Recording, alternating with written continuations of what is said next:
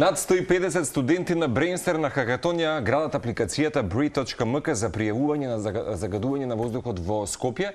Тоа е таа можеби наша алармантност која што започнува од сега, па можеби ќе трае некаде до февруарскиот период или календарски гледано, кога ние најчесто како утринци или најчесто имаме нели можеби наши паметни гаджети, знаеме да одиме на AirCare или Мој воздух апликацијата и веднаш можеби прво нешто што ќе знаеме нотификации, гледаме колку PM10 честички има во воздухот, загадување во голем дел на општинските делови или да речеме нели населби во Скопје или пак поединечно во градови. Тоа ни го возможува апликацијата AirCare. Меѓутоа, она што го добив јас како една нотификација кога колаборираме со свеста на универзумот или сите заедно со оваа цела виша сила, кога ја добив повик, едноставно тие работи се споија дека размислуваме исто. Се со цел да ви ја донесеме и оваа утринска приказна на Телма телевизија. Всушност, кога добив нотификација дека во моментот се креира апликација всушност или надополнување можеби ова соработка која што имаме со AirCare, токму Breathe.mk, всушност ќе биде апликација која што ние ќе може да ја искористиме како граѓани на оваа земја или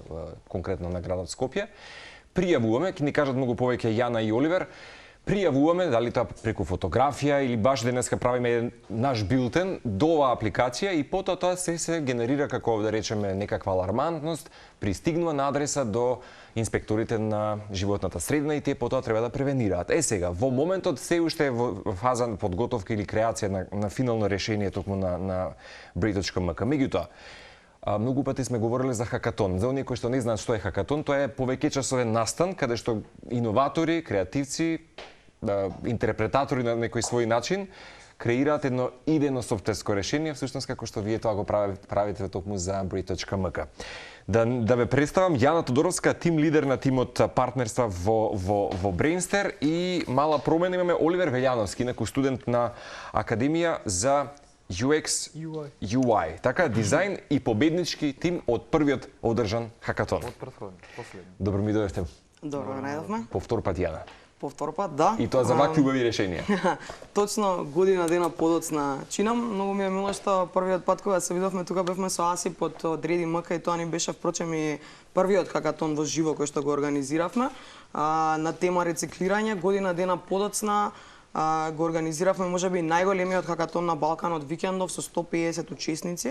Апропо Breathe.mk, така? Breathe.mk, да, на тема air quality, односно загадувањето на воздухот и подобрување на истото. Викендов се работувавме заедно со град Скопје, така да многу ни е мило што преку нашите студенти, еден од нив го имаме и токму овде, ќе успееме да помогнеме на градот да се справи со овој горлив проблем.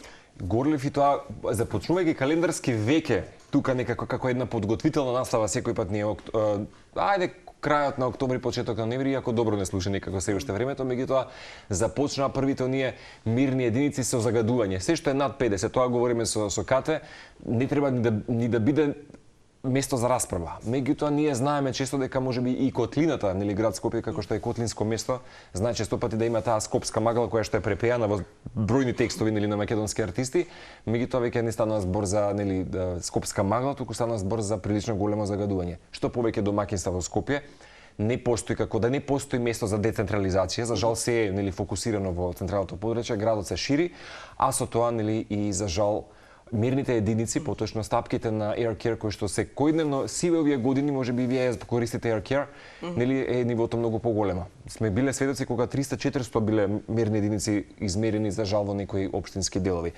Затоа се радувам што ја добив и ја лично оваа нотификација на моја адреса, меѓутоа и ќе ја поздравиме почитуваната Ана, која што беше линкот.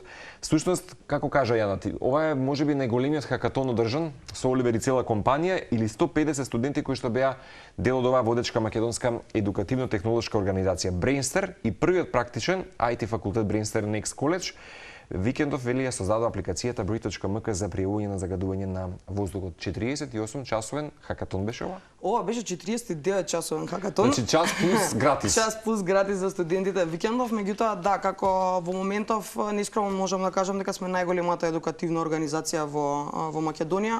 Брейнстер и Брейнстер Next College одбројат 11.000 алумни студенти.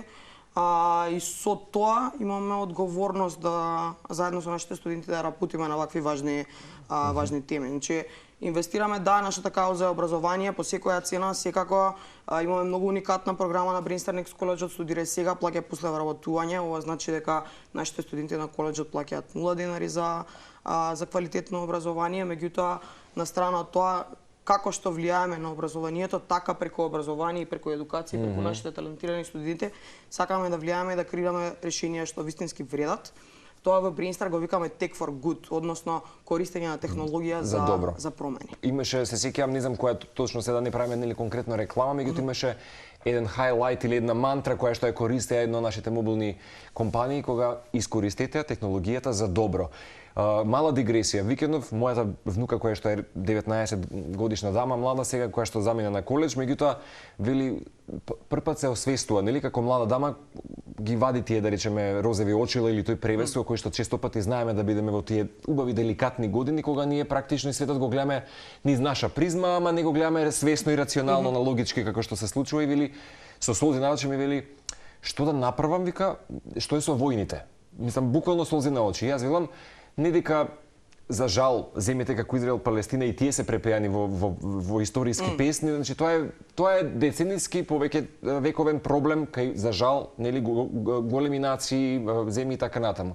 Работата да ги искористите вашите мудрости и интроспекцијата нели на длабочината за квалитет некој. И реков волонтирај, пријави се на хакатон.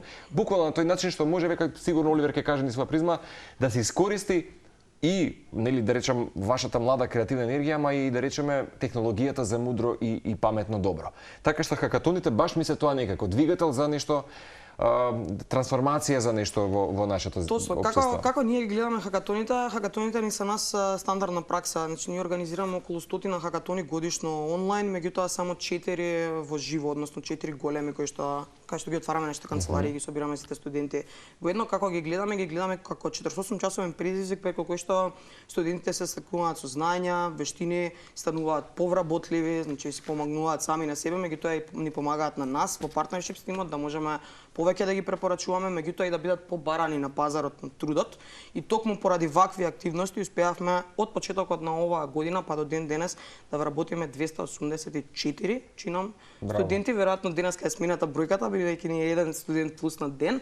Меѓутоа многу сме горди на оваа бројка и константно сакаме да ја комуницираме и е волкава токму поради ова, бидејќи студентите се предизвикуваат самите себе, излегуваат од комфорт зоната, работат на проекти кои што вистински вредат. И решенија, така е. И решенија кои што вистински вредат и се најбараните студенти на пазарот на трудот во моментот. Супер, бидејќи нели is the final countdown од оваа тема, ќе се обидеме некако како Кусо и со Оливер да бидеме, значи да ни кажете малку повеќе околу иницијативата се направи оваа платформа Brit.mk, која ќе биде главна мисија? Ние кажаме, ќе бидеме во релација со инспекторите, како на соработката со Brainstar и Оливер, честитки уште еднаш за вашиот тим. Благодарам. Беше напорно, беше интересно, беше хектично, беше тензично. Беше напорно, тензично пред презентациите, не преспие ни 48 сати, но ете, кохезија во тимот донесе едно вакво решение, на кој јас сум горд и на мојот тим.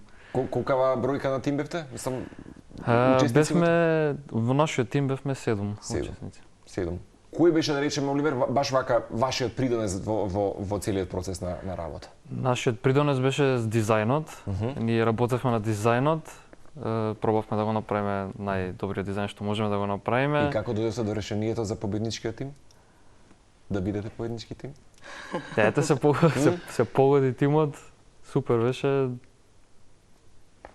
Да, многу беше тешко да стигнеме до победничкото решение, секогаш испаѓа тоа најтешката задача на крајот, меѓутоа несомнено има многу квалитетно решение кое што на страна од се беше издржано со позадина, односно со конкретни факти зашто така изгледа. Меѓутоа да се вратам на како дојдовме до соработката, иницијатор на оваа соработка е Александар Долстра, холандјанец кој што живее во моментов во Македонија и веќе неколку години заедно со апликацијата Мој воздух и со град Скопје, со Горијан да соработуваат на тема на местење на мерните станици низ градот.